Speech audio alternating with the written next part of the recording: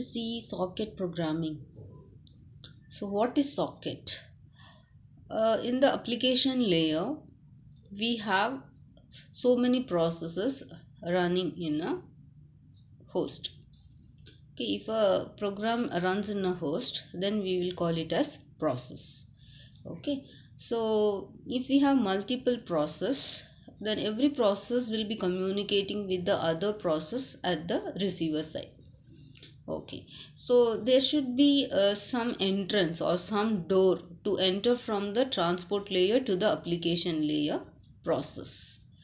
The process which is working in the application layer should get the data or should send the data. How it can send the data or get the data? So if at all anybody wants to enter into the house, they should enter or get out through the door only. So in the similar way, we have socket which acts as a door in the house. Here in the application layer, you have to consider the application layer as house and the entrance as the socket or door as a socket. So whichever data has to be sent from the application layer to the transport layer or from the transport layer to the application layer, it should pass through the socket only. So this is all about socket. Okay, so we'll see what we are going to see in this session.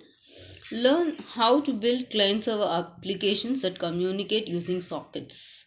Yes, this is our lab program, that is UDP socket programming, in which we have to see both client as well as the server side socket programming.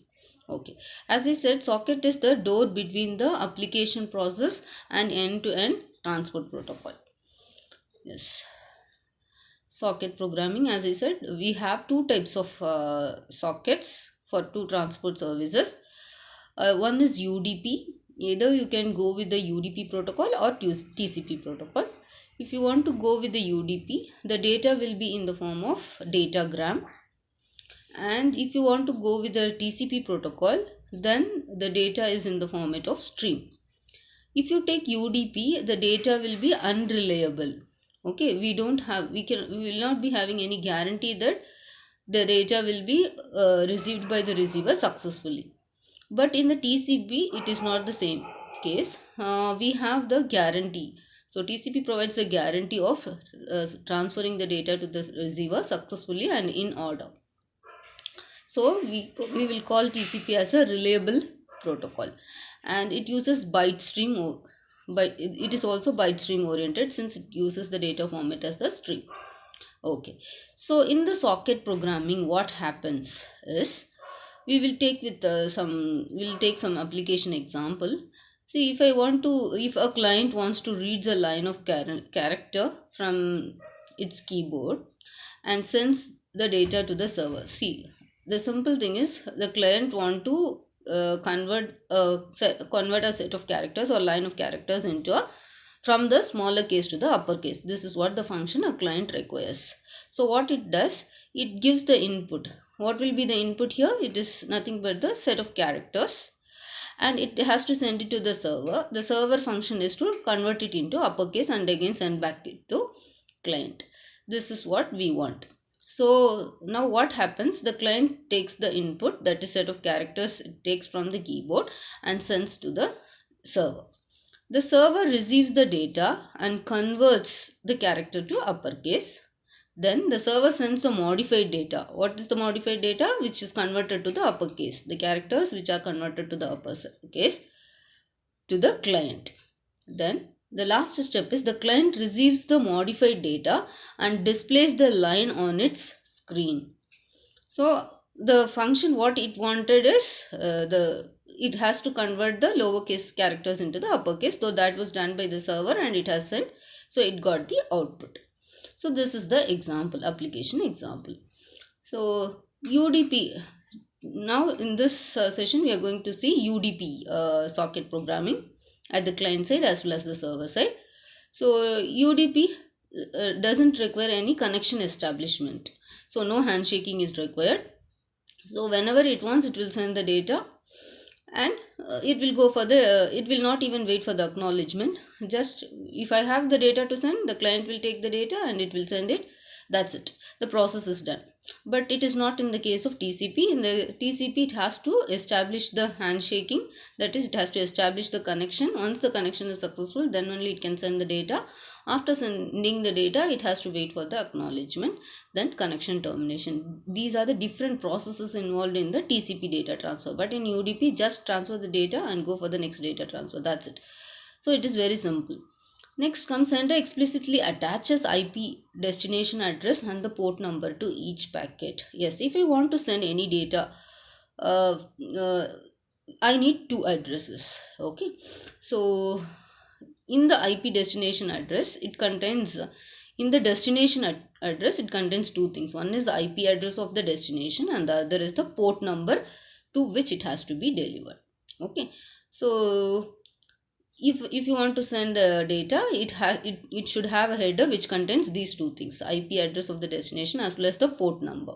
So port number is nothing but the socket number through which it can reach the particular process in the destination. Okay, so receiver extracts sender IP address and port number from the received packet. Once the receiver gets the data, it extracts the IP address and the port number. Why it is extracting? In order to give the reply, it needs these two data. So if anybody send mail to us, what will happen? It will be having from address. So what we will do, directly we will click the reply. Why we are clicking the reply? So that no need to type the destination address once again. So by default we will see the destination address in the to field. That's why. So the same thing is done here also. So the receiver extracts the sender's IP address and the port number. So when it wants to give the reply, it will be using the same data. UDP transmitted data may be lost or received out of order. As I said, UDP is not going to give guarantee and it may not be in order also. Application viewpoint, UDP provides unreliable transfer of group of bytes, as I said, in the form of datagrams between client and the server. Okay, this is the code for the UDP client server socket interaction. What happens? So create socket port equal to X. So what happens in the first line? It creates the socket called port number. Creates the socket and it assigns the port number as X. And the server socket is equal to socket of AF underscore INET comma sock datagram. Dgram is nothing but datagram. What does it mean is, so it creates a server socket whose IP address, that is AF is nothing but address family, internet address family, internet address. Okay, internet IP. We have two types of IP address. One is IPv4 and IPv6. This address family indicates IPv4. AF underscore INET indicates IPv4, comma socket underscore datagram is nothing but what type of protocol it is going to use. If it is sock underscore datagram, then it is UDP. If it is sock underscore stream, then we will come to know that it is TCP protocol. So this line indicates what type of IP address it is going to use and what type of the protocol it is going to use. Okay, since it is IPv4, it is using AF underscore INET. Since it is UDP protocol, it is using sock underscore datagram. Next, in the client side also, again, see, if I want to communicate with, if a client wants to communicate with server or the server wants to communicate with the client, first it should create the socket. That's why in both the side we are creating the socket. So server side we have created the socket. Now we are going to create the socket in the client side. So if you see this code, here you can see create socket, client socket is equal to socket AF underscore INET comma socket underscore datagram. The same thing, but it happens in the creation of the socket happens at the client side. That's it. Then it creates datagram with server IP and port equal to X, send datagram via client socket. Once the client creates the socket, then what it should do now, its query is to convert the set of characters from the lowercase to the uppercase. So what it should do, it has to give this function, this service, it requests this service to the server. So it creates datagram. Since it is UDP, it will be creating the datagram. So to whom it should be addressed? It should be addressed to the server. So every address will be containing, as I said, two things. One is server IP address and the other one is port number. So it creates the datagram and attaches the header which contains the server IP address and the server's port number. Next, what happens? The server reads the datagram from the server socket. Once the client gets the datagram, it will go to the server socket. Okay, then excuse me, from the server socket, the server will be reading the datagram which was sent by the client. Then it will apply the function on the set of characters and it will convert it into uppercase and it writes reply. So as I said, it will copy the client address and the port number and it will send the reply to the client through its socket. And the reply which went to the client again will reach the client socket, and from the client socket the client will be reading the data. See, read datagram from the client socket. Once the client reads the datagram, the client socket will be closed. What will be there in the datagram? It is nothing but the set of characters which is converted by the server to the uppercase characters. That's it. So once the job is done, the client will be closing the socket. So this is the program. This is a UDP client program. If you see, from socket imports char server name equal to host name. So what it does, it creates the socket. So from socket imports char will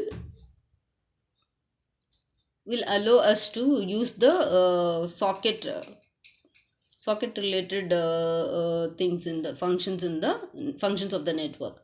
So that is the use of the first line. And the second line, server name is equal to host name. This is nothing but we have to give the name of the host, that is server's name. It can be a domain name like amazon.com, or if I want to see the particular department's page of SIRAM website, then dept.siramc.edu.in. This will be the host name of the server. Then server port. So as I said, we have to mention, the client should mention the port number through which the data should go through. So it is 12,000. So it is sending the data. Then comes client socket is equal to socket of socket.af underscore internet socket.sock underscore datagram. So what is the use of it? It is nothing but, as I said, it creates the socket with the IP address, IPv4 address, and since it uses UDP, the data will be in the form of datagram. So the next step, message is equal to raw underscore input lowercase sentence. That is nothing but, so the message is the variable. This variable contains the set of characters which are in the lowercase. So the client will be giving the set of characters which are in lowercase that will be stored in the variable called message. Then client socket dot send to of message comma server name comma server port. So what happens? The client, through client socket, it sends what it is going to send. The client is going to send the message. To whom it is going to send? Server name comma server port. What is the server name? As I said, amazon.com comma server port is 12,000. Either you can put the IP address in the server name, or you can be using host name. So if you are going to use the host name, then DNS should come and help you to convert it into IP address. So through the client socket, we are sending the message to the server. Next, modified message comma server address is equal to client socket dot receive from 2048. What is this? Modified message is nothing but the message which was sent by the server after converting the message into the uppercase. So the output message is stored in the variable called modified message.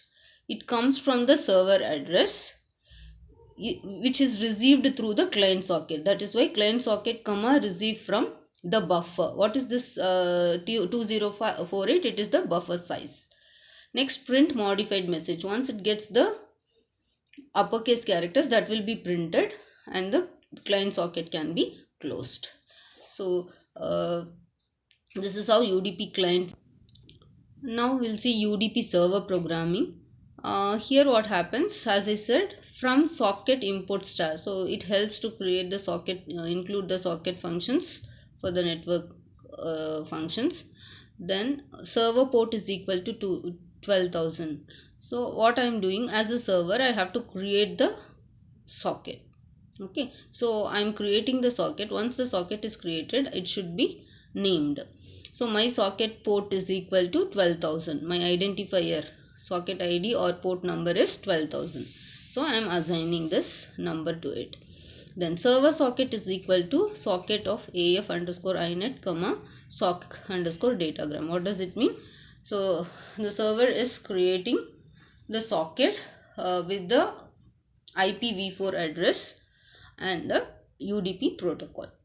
Then server socket comma bind of double quotes comma server port. What does it mean is, so it is binding the socket, that is server port, and the 12,000, the value called 12,000. The socket is binded with the port number called 12,000. So from after this only, my socket number will be assigned to the, or port number will be assigned to that socket.